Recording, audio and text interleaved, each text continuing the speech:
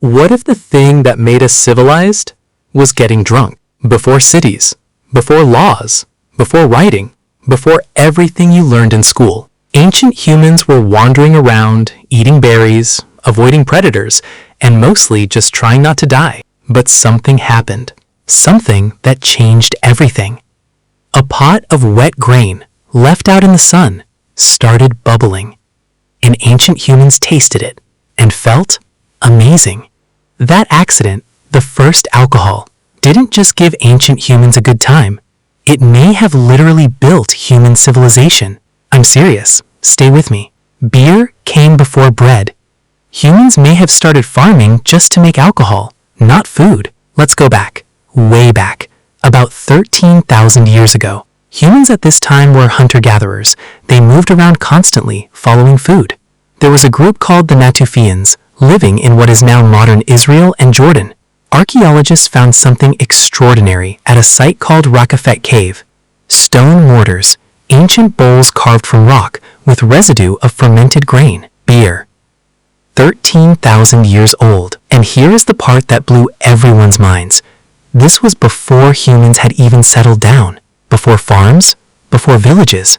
Did humans invent farming to grow food? Or to grow ingredients for beer? Some archaeologists now believe that the desire for alcohol pushed ancient humans to settle down and start farming grain. Think about that. The agricultural revolution, the single biggest leap in human history, might have started because someone really wanted a beer. Now, ancient beer was nothing like what you are imagining. Forget cold cans. This stuff was thick, chunky. You drank it through a reed straw to filter the grain. But it worked. It fermented. It had alcohol. And it made ancient humans feel things they had never felt before. The workers who built the pyramids were paid in beer, 4 to 5 liters every single day. Let us jump forward to ancient Egypt. Around 5,000 years ago, hundreds of thousands of workers were building the pyramids, and they needed to be paid. But the main currency? Beer. Workers received about 4 to 5 liters of beer per day as part of their wages, plus bread and onions. This wasn't some reward. It was in the official records. Archaeologists found ledgers detailing exactly how much beer each worker received. The Egyptians also gave beer to the gods. They brewed special ceremonial beers for temples. But Egypt was not alone. The Sumerians in Mesopotamia took beer worship to the next level. They had an entire goddess dedicated to beer. Her name was Ninkasi. The hymn to Ninkasi is one of the oldest written texts in human history, and it is basically a beer recipe. Drinking together wasn't just fun, it was the original way humans built trust and formed alliances. Here's something easy to miss. When humans started drinking together regularly, something powerful happened. They started trusting each other more. Alcohol lowers inhibitions. It makes people more open and more willing to trust a stranger. Shared drinking rituals became the original deal-making table. Alliances, trades, marriages, all sealed over shared drinks. Ancient humans drank beer instead of water because the water would kill them. In ancient cities, the water was filthy. Sewage, animal waste, dead things, all mixing with the water supply. Beer, even weak beer, was safer. The fermentation process killed most of the pathogens. So when ancient parents gave their children weak beer, which they did, it was not neglect.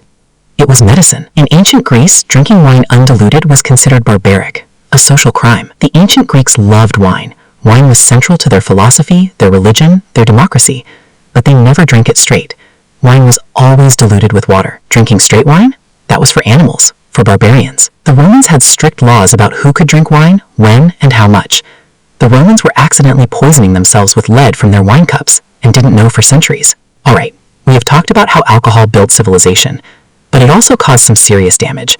One of Rome's favorite methods? Boiling the wine in lead pots, or drinking from lead cups. Lead makes wine taste sweeter, so the Romans had no idea it was poisoning them. Some historians believe chronic lead poisoning contributed to the mental decline of Roman emperors and the fall of the empire. Estimates by historians show that wealthy Romans consumed up to 20 times the safe daily level of lead every single day. Some scholars believe this contributed to the neurological decline of Roman emperors. Now, we cannot say lead wine poisoning caused the fall of Rome, but it definitely did not help. Ancient China banned alcohol so many times that they invented some of the first prohibition laws in history. Meanwhile, in ancient China, rulers kept banning alcohol, and kept failing at it. The Shang dynasty banned it, the Zhou dynasty banned it, then unbanned it, then banned it again. The Code of Hammurabi, one of the oldest legal codes ever written, has specific rules about taverns. A wet pot of grain left in the sun 13,000 years ago might be the reason cities, writing, and laws exist today. So let us zoom out. Let us put all of this together. Accidental fermentation leads to desire for alcohol. Desire for alcohol pushes humans to farm. Farming leads to settlements. Settlements lead to trade, writing, laws, religion, art, and every single thing we call civilization. And all of it can be traced back to that one bubbling pot. Was it the only cause? No. Was it the most important one? That is still debated. Alcohol made us gather. It made us trust each other. It made us build. It paid our wages. It made us worship. It made us make laws. The story of alcohol is the story of humans, brilliant, creative, social, and occasionally completely ridiculous. If alcohol shaped ancient history this much, just wait until we talk about what ancient humans used as medicine. That is coming next week. Subscribe so you do not miss it. And tell me in the comments, would you have survived drinking ancient beer instead of water every day?